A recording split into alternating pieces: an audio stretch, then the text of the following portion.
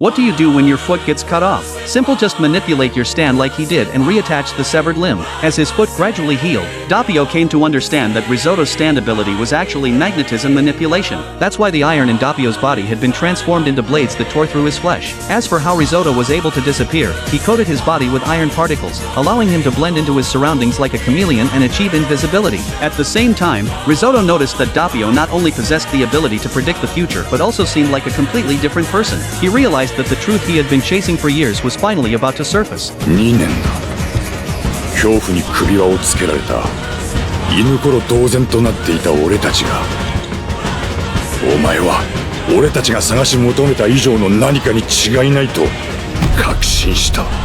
知りたいぞ、お前が何なのか、お前の真の姿を。Although Doppio had figured out his opponent's stand ability, he was still one step behind. Because on Earth, iron is everywhere. Sand, spring water, plants. Nothing is an exception. On high alert, Doppio immediately activated Epitaph and saw a vision. Countless throwing knives would be flying toward him. Sure enough, in the next moment, several knives materialized out of thin air, completely surrounding Doppio. Despite having King Crimson's arm, Doppio couldn't block all the knives, but it wasn't over yet. Needles pierced through his face once again, and the excruciating pain swept through his entire body, becoming unbearable. The boss told him to calm down so he could use Epitaph to turn the tide, but Risotto had no intention of giving him that chance, because his next attack would be absolutely fatal.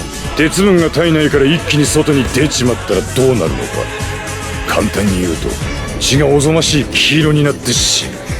鉄分は血液の中で呼吸によって入ってきた酸素を捕まえて体の隅々まで運ぶ役目を負っている。